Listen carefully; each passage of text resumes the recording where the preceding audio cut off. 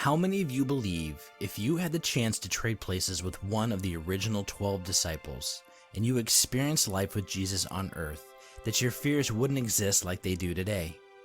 Walking with the miracle worker, being taught by the Son of God, getting to witness and participate in miracles. Sounds exciting, doesn't it? How confident would you be in your faith if you could witness Jesus the way the disciples did back then? Even though they had the privilege of living life with Jesus for several years, they still had their troubles with faith and with fear. They had to be rescued in their times of trouble. Let's take a look at an example in the book of Matthew. I am in chapter 14, verses 22 through 33. So here's what's going on here. After Jesus feeds the 5,000, he sends the disciples to go to the other side of the Sea of Galilee while he dismisses the crowd. They all climb into a boat and start their voyage to the other side. Jesus goes up on the hillside after dismissing the crowd to pray. As evening comes, the boat has moved quite a ways away from the shore as there was now a strong windstorm. Into the night, as the storm rages on, Jesus comes to them on the water. No boat, just himself standing and walking on the water. Now I did some research on the Sea of Galilee. This is quite a large body of water.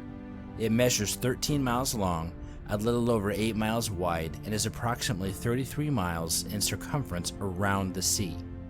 Its maximum depth is around 141 feet deep. Now, as the disciples are quite a ways out into the sea, I think we can say with some certainty that there is no way that Jesus is standing in a puddle that has no real depth when it comes to water. Jesus is standing on top of the sea where it is very deep. The disciples are distracted by the windstorm that has been wreaking havoc on them, threatening their lives through the night, and now they see Jesus walking on the sea. But they aren't sure that it is Jesus. No one expects to see anyone walking on the sea at any time, much less in the middle of the night and in the middle of a windstorm. They are even more terrified now, even saying that they have seen a ghost. In Matthew 14:26, it tells us very clearly that the disciples cried out in fear. Immediately, Jesus speaks to them. Jesus doesn't wait. He hears their cries and tells them, "Take heart, it is I. Do not be afraid." Now Peter hears this and essentially decides to suggest a test for Jesus to prove it's really him. Peter says, "Lord, if it is you, command me to come to you on the water."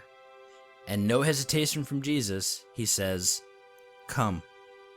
"Okay, bring it, Peter. Get out here." So Peter gets out of the boat and literally starts walking on the water and comes to Jesus. Can you imagine what Peter was going through? What he was feeling inside? How fast his heart must have been racing as he is climbing out onto the sea, the very sea that he knows very well as a fisherman, to walk on top of the water. In order for Peter to do this, he had to make the decision to trust that Jesus was going to perform this miracle that Peter suggested.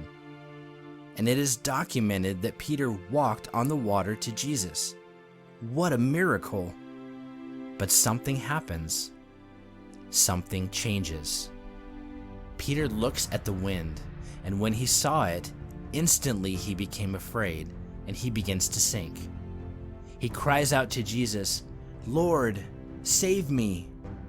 Jesus reaches out his hand and takes a hold of Peter and says to him, "O you of little faith, why did you doubt?" I don't see Jesus reprimanding Peter here. I think Jesus is as calm as can be. Jesus takes Peter back, and as they get into the boat, the windstorm stops. The disciples are in awe and worship him, proclaiming, "Truly you are the Son of God." Now, Peter has been with Jesus for a little while now. He has witnessed many things that have been amazing with Jesus. The miracles, healings, his teaching. We're about 10 chapters deep in the Bible of experiences of Jesus, the Son of God. They aren't just asked to have faith in Jesus. He shows them. He gives them experiences with him. They witness countless miracles that he performs.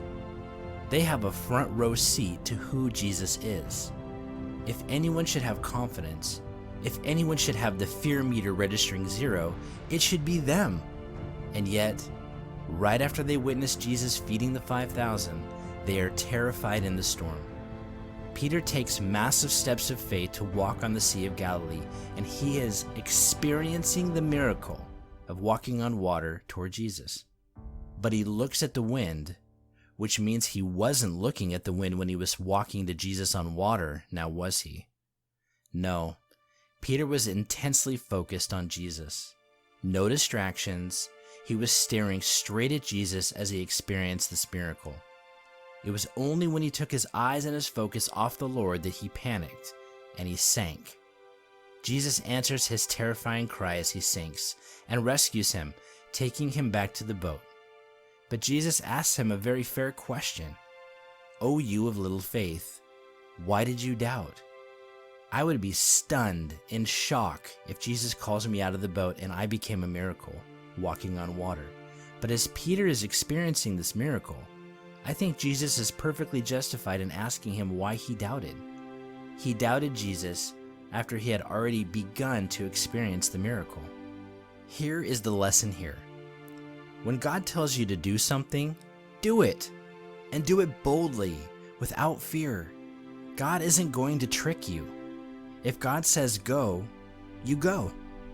Put your focus squarely on the Lord as Peter did, and step out. If God calls you out of the boat, you go. And when you do it, and you see God is carrying you through, you grow in your boldness of faith in the Lord. And if you stumble, even after you've just experienced the mighty miracle performing hand of God at work in your life, cry out to God. Cry out for the Lord to save you. He is faithful. Put your focus back on God, an intense, never wavering focus where nothing else matters in the moment. Focus on God, block out the rest of the distractions, and God will rescue you.